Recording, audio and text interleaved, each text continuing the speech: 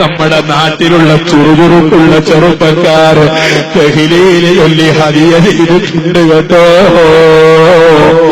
ഖുർആനൂരി ഹദിയ ചെയ്തിട്ടുണ്ട്. ഇതല്ലേ അവർക്കല്ലേ നമ്മൾ ചെയ്തു കൊടുക്കേണ്ടത്? അവർക്ക് വേണ്ടി നമ്മൾ ദുആയിരക്കാൻ വേണ്ടി ഇതുപോലൊരു മജ്‌ലിസ് സംഘടിപ്പിച്ചത് റഹ്മാനായ റബ്ബേ ഞങ്ങളെ സഹായിച്ചവരായിരുന്നു, ഞങ്ങളെ സ്നേഹിച്ചവരായിരുന്നു.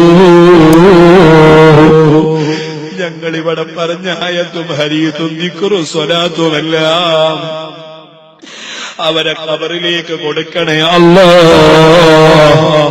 ഓ എന്റെ ഉമ്മ, കുഞ്ഞുമക്കളെ നല്ല മക്കളാക്കി വളർത്തിക്കൊള്ളണം. ഞങ്ങൾ SSFിലൂടെ ഒരു പാർലമെന്റും വിചാരിച്ചിട്ടില്ല. നിങ്ങളെ മക്കളെ ഞങ്ങളെ രാഷ്ട്രീയത്തിലേക്ക് ഇറക്കൂല. പിന്നെന്തിനാ ഞാനതിന് പറയുന്നതെന്നോ?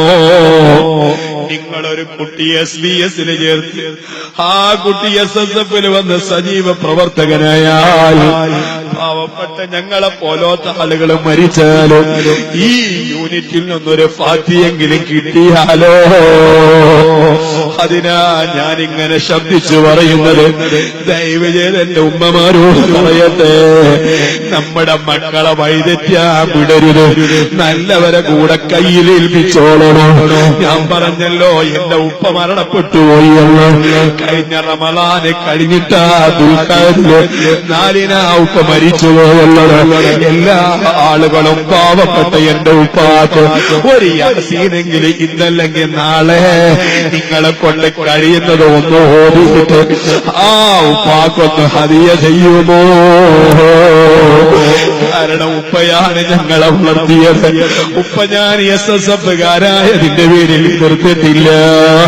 ഞാനൊരു കർക്കശമുസ്താദിനെ ആദരിക്കുന്നവരായതുകൊണ്ട് എന്നോട് ഉപ്പ ഇതുവരെ കർക്കശമായി ഒന്നും പറഞ്ഞിട്ടില്ല.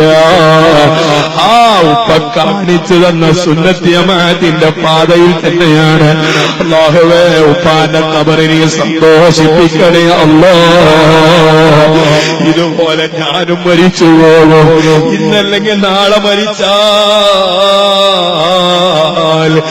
എന്റെ പ്രായമുള്ള ഒരു മകനും എനിക്കില്ല.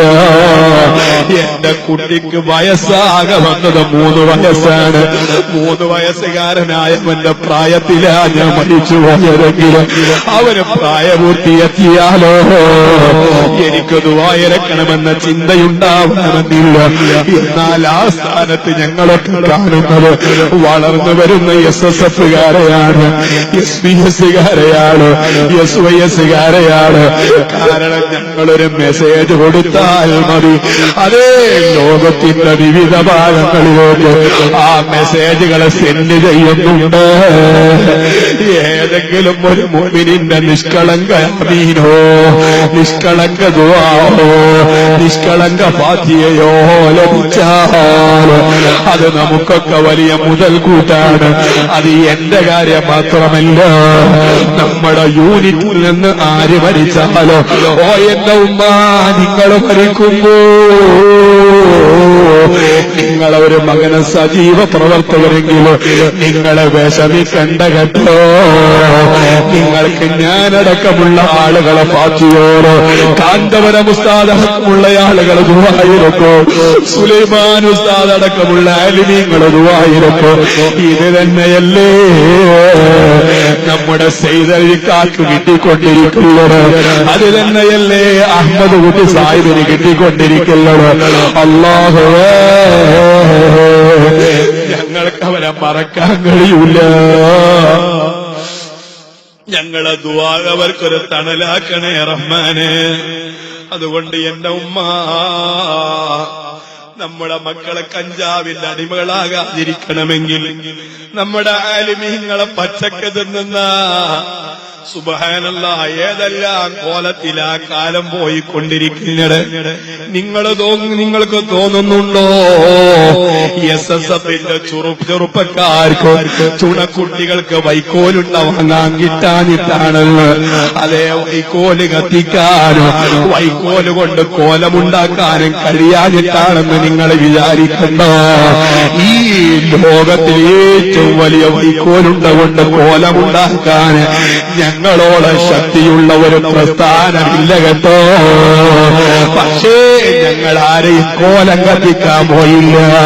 ഞങ്ങൾ ആരുടെയും അവഹേളിക്കാൻ ആ കോലത്തിന് തീ വെക്കാൻ പോയില്ല, മയ്യത്തുണ്ടാക്കാൻ പോയില്ല.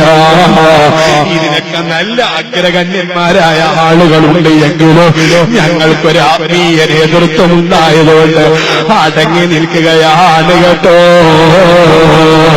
ആ സ്ഥാനത്ത് നിങ്ങൾ മറ്റൊരു വിഭാഗത്തിന് പോയാലോ?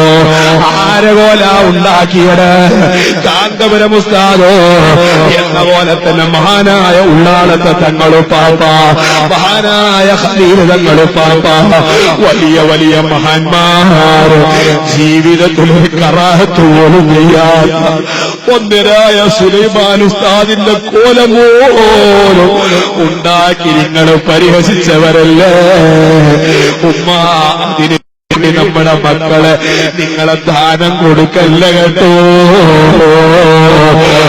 നിങ്ങളെ കാഫിറാക്കുന്നവരെ കൂടെ നമ്മുടെ മക്കളെ കയ്യിൽ കയറിയൂടി വിടല്ല കേട്ടോ.